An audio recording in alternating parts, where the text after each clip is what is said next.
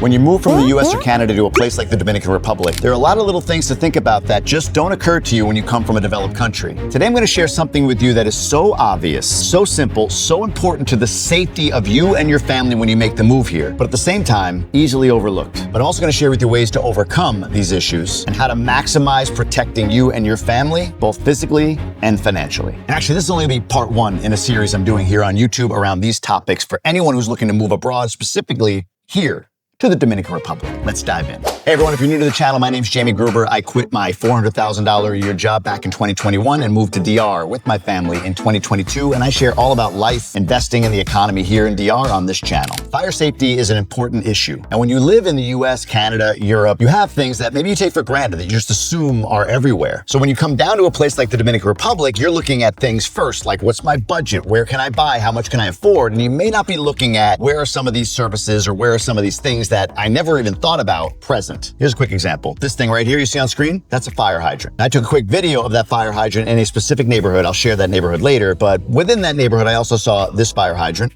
this fire hydrant, this fire hydrant. And there may be more, but I at least saw those, so I took a quick video of them. But here's the thing, not everywhere has a fire hydrant. In fact, let me tell you this story. There have been two big fires in the last year or so in this area. The last and most recent was in the town of Bay, which is about 40 minutes from Punta Cana, and it lit an entire resort on fire, actually killing one Italian tourist, which is tragic, but thankfully 1,700 other people were saved. But that fire got out of control quickly, the wind, the Cana leaf roofs, all of that. And there's more details still to come with that. But a little further back, there was a fire in a neighborhood called Cana. Cana is a high-end luxury community here in the Punta Cana area, and it has resorts, residences, you name it. One section of it called Caleton, which is right by a resort called Eden Rock, has this row of homes that are multi-million-dollar beautiful homes with a beautiful view. But they're wood construction with these Cana leaf roofs. And a year or so ago, a fire broke out and everyone responded. Every department within 2 hours came to try to put the flames out. But in the end, 14 of these multi-million-dollar homes burned to the ground, many of which did not have insurance. And in that particular fire, I actually got to talk to some people that had responded. And you know what happened? The reason why they couldn't get the fire under control faster than they actually were able to? They ran out of water. Now, I haven't been in there. I don't know if there are hydrants and they're not working or if there are no hydrants, but there's a good chance that hydrants weren't a thought in that particular neighborhood, despite the value of the homes. So no access to water means the fire got out of control. And thankfully, from what I understand of that fire, nobody got hurt. Now, in a little bit, I'm going to share the communities that I know and have seen that there are actual fire hydrants in, but I want to take this a step further. Let me show you something. This is a gas tank and it's brand new. And here's why it's brand new. The day we closed on this home and moved into it, my wife came over to the house to kind of do a walkthrough, and we heard this, or she heard this hissing noise. You know what that hissing noise was?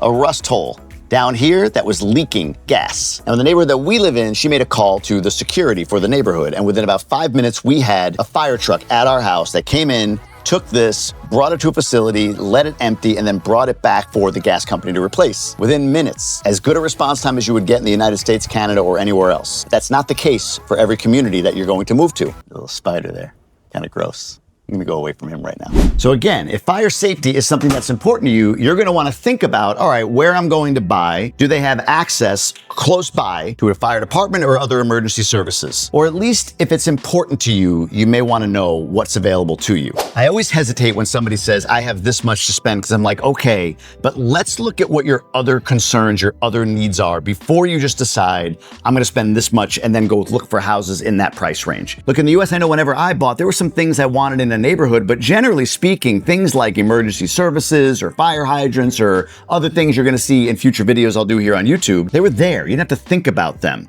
Here you do. Is everything available? Mostly, yes. You can find the things that you want, but you may need to be selective with where you buy. So rather than saying, I've got $100,000 to spend on a property, I would rather say, this is the list of things that I need when I move there for whatever reason, things that are important to me, and not assuming that all of these things are just there, and then identifying the places with the help of a great realtor that you can find the amenities that you need. And from there, determine what your $100,000 gets you. Now, you may still be able, well, 100,000 slot, let's cross that out. It's very hard to get $100,000 in much of DR right now that's suitable for many expats moving here. Let's call it 150. That 150 may make you say, you know what, we'd like 2 bedrooms, but we're gonna go with 1 because we get all these amenities. That 150,000 may say to you like, actually, we're not gonna move to the neighborhood we thought we were gonna move to, even though we can afford it, because it doesn't have these things and we need to up our budget to 175 or 200. Or it may make you say, you know what, 150 is what we have cash to buy. I didn't wanna get a mortgage, but it's worth it for the extra 100 grand to get all of these benefits and pay 250 versus 150. Completely up to you. But simply coming in with a budget and then fitting a property into that budget and then later complaining that that budget didn't cover it, that concerns me. All right, so here are some places to consider if this topic of fire safety is of importance to you. I know for sure that there are fire hydrants in Punta Cana Village. Why?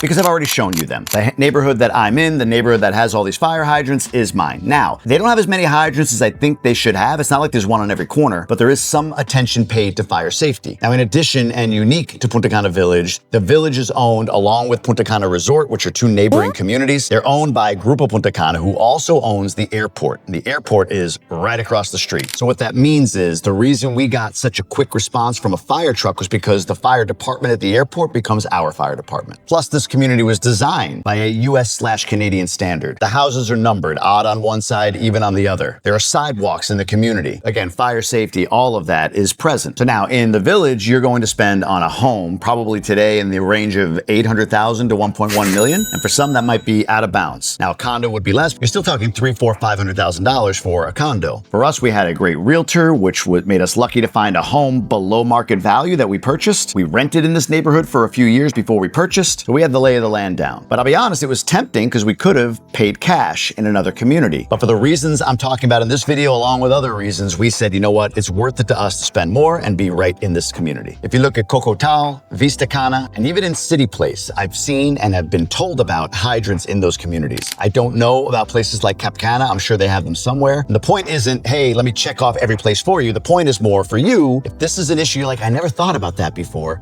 cool. Write it down, talk to your realtor about it, and make sure wherever you're looking at least has that minimum if that's what you want. Now, I will say this in the case of Cocotal, I believe they have their own small fire department within Cocotal, and with Vista Cana, they're very close to a fire department. So I can speak to those 2 communities, but that doesn't mean that those are the only ones, that they're the best ones or whatever. It's whatever's best for you, but these are some things you may not have thought about. Okay, in a minute, I'm gonna give you all the things that you need in order to find property that fits whatever criteria that you have, including specifically when it comes to fire safety. But I wanna show you something first. Let me show you this right here. This is something that you may not see in a lot of places. If I can get the camera to go up there. Right there, that, my friends, is a smoke detector. Now you may say, okay, cool, that seems simple. Like, I can get a smoke detector, yes, but because fire safety is important to me and I have 2 young kids and I wanna make sure if we ever have an issue in our home, I actually went out and found a fire safety guy to do an audit on the home, which not only allowed him to find the best spots to put these smoke detectors and CO2 alarms and all of that stuff, but also he could audit the home to see where our trigger points might be for fire. This was a low-cost, high-confidence way to ensure that somebody who, by the way, comes from the UK and leverages their standards is applying those standards here in my home because I live here full-time in DR, in Punta Cana. I'll link down below the Fire and Safety Instagram account. If you go to that, follow him. I think his WhatsApp number's on there. Reach out to the guy if you're buying or own a home here in DR, and it's just a great asset to you to ensure you feel that peace of mind around fire safety in your home. But here's the real blueprint. We'll put it up here on screen right next to me here. Number 1, before you buy or rent, get a great realtor. Tell the realtor what your priorities are and make sure that realtor knows that you're shopping the ecosystem, not the home. After you have the great realtor, establish the budget that you want to for the communities that meet your criteria. I think when you lead with budget, you can make a mistake. Maybe it's not the right time. Maybe you need to wait. I don't know. But I would lead with ecosystem and then go to budget. And the realtor is going to be the one that helps you with that. Next, whether you're building right now or going to buy something that will be built or buying something that already is built,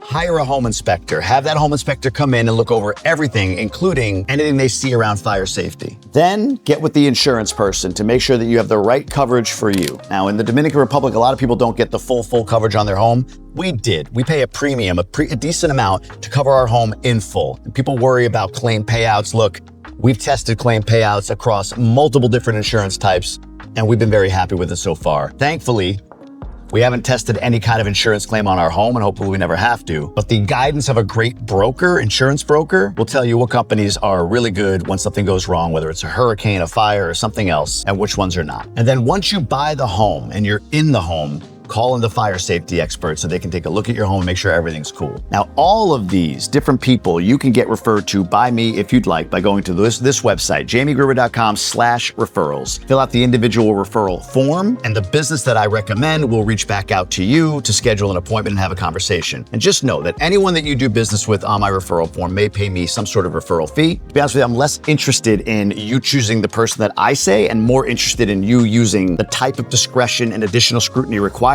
Even if you're familiar with DR, get great professionals to help you. That's just how this society goes. It's not a DIY place, not for expats, not for repatriating Dominicans. It just isn't. And for me, yeah, referral fee is great, but even better than that is trust. And if you execute on these things that I'm talking to you about with people that you trust, cool. At least this video, I hope, adds value to you. In fact, on this and every other part in this series, it really boils down to the mindset you have when you come here and how you operate here versus how you operate there. I'm not saying that because I think you should. I'm saying that because I've learned that lesson many times over. We try to stick our American key into a Dominican door and expect for it to unlock it, and it just doesn't. And there's more to that. In fact, right here, this video goes deeper on the concept I just introduced to you and gives you even more insights on how you need to shift your mindset in order to have the kind of success you want buying, investing, or moving here. It's different. You got to respect that. So check that out. Watch for part 2, and I'll see you on the next one.